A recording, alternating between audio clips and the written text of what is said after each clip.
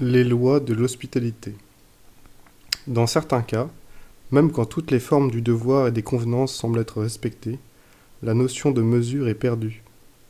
Le comportement atteint alors des extrêmes qui n'étaient peut-être pas souhaitables. Une histoire indienne, souvent racontée sous des formes diverses, montre un oiseleur, un habile piégeur. Il capturait des oiseaux vivants et les vendait au marché. Un jour, parmi ses prises, il comptait un pigeon femelle qu'il emportait dans une cage en bambou. Tandis qu'il traversait une épaisse forêt pour regagner sa demeure, un orage inhabituel frappa la terre. Toute marche était impossible. L'homme dut chercher un abri sous un arbre énorme. Il s'appuya contre l'arbre, auquel il demanda sa protection, et déposa près de lui, sur le sol, la cage qui refermait le pigeon femelle et une autre cage où se débattaient d'autres oiseaux. Il se trouva que cet arbre était l'habitation de la pigeonne, sa capture, qui vivait là avec son mâle. Celui-ci, qui se cachait de l'orage dans les cavités du bois, entendit les plaintes de sa compagne.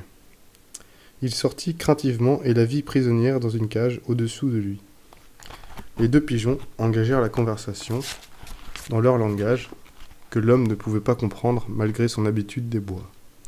Et les autres oiseaux crièrent au pigeon mâle : « Vite, descends, délivre-nous !» « Il s'est endormi, n'aie pas peur, viens !» En effet, le chasseur laissait tomber sa tête sur sa poitrine et s'abandonnait au sommeil. Le pigeon mâle descendit de l'arbre et, à coups de bec, à coups de pattes, il s'attaqua au lien qui refermait la cage de la femelle. « Que fais-tu » lui dit celle-ci. « Je lutte contre ces attaches. »« Pourquoi ? Tu as d'abord d'autres devoirs. Dis-moi. »« Cet homme a froid, tu dois le réchauffer. » Le mâle parut très vivement surpris et dit à la femelle prisonnière : « Réchauffer notre ennemi, cet homme qui t'a capturé et qui veut te vendre au marché ? As-tu perdu l'esprit dans le vent ? » ?»« Non, répondit fermement la femelle. Mon esprit est clair, même dans ma cage. Plus clair peut-être. Mais les autres oiseaux criaient tout en s'agitant dans leur cage. N'écoute pas cet insensé, délivre-nous. Aucune hésitation n'est concevable. Troublé par l'attitude de la femelle, le mâle lui demanda : Que veux-tu me dire ? Tu as oublié ce que tu sais, lui répondit-elle. Notre ennemi a choisi cet arbre pour abriter un moment sa fatigue dans la tempête, et cet arbre est notre demeure.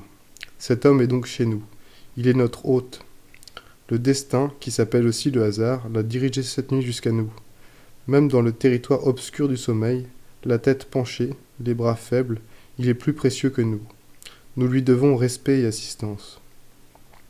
Ne l'écoute pas, criaient les autres oiseaux. Ne te trompe pas sur ton devoir, n'obéis pas à cette loi absurde. Une loi que l'on suit étroitement devient absurde. C'est le destin qui a déclaré cette tempête, reprit un autre oiseau. C'est le destin qui a mené le chasseur jusqu'ici.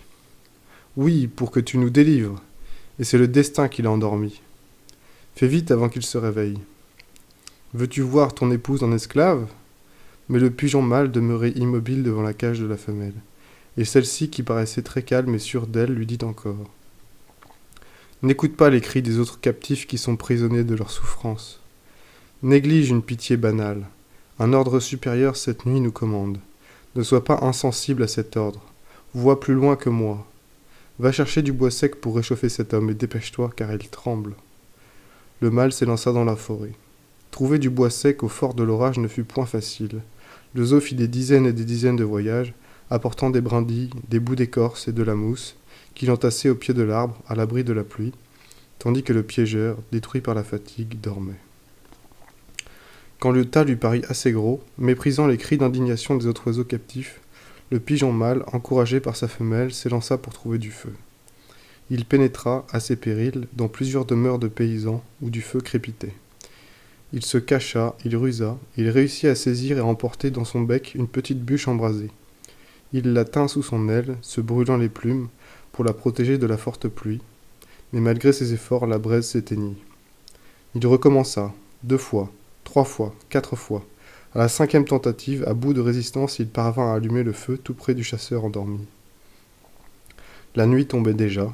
L'oiseau se tenait sur une des branches, épuisé par 6 heures d'effort. Le chasseur se réveilla et tendit ses mains vers la flamme. Il y rajouta du bois au feu. L'orage ne se calmait pas. Les 2 pigeons qui observaient alors le chasseur le virent alors porter une main à son estomac. « Il a faim, dit le pigeon femelle à son compagnon. « Oui, il a faim, lui dit le mâle. Il est notre hôte. Nous devons le nourrir. Tu as raison, lui dit la femelle emprisonnée. Nous devons le nourrir. Il le faut. Ils s'étaient compris l'un l'autre. À cette heure tardive, il était illusoire de chercher dans la forêt quelque nourriture pour le chasseur. Tout était sombre et hostile. Alors le pigeon mâle ferma ses ailes et se laissa tomber au milieu des flammes, au-dessous de lui, sous les yeux étonnés du chasseur. En un instant, ses plumes brûlèrent, sa peau se rôtit, sa vie se perdit. Le chasseur, qui comprenait parfaitement le sens de ce geste, se sentit ému jusqu'aux larmes. Il ouvrit la porte de la cage et rendit la liberté à la femelle, tout en lui demandant pardon, ainsi qu'aux autres oiseaux. Mais la femelle, au lieu de s'éloigner dans la forêt, rejoignit aussitôt son époux dans les flammes et brûla près de lui.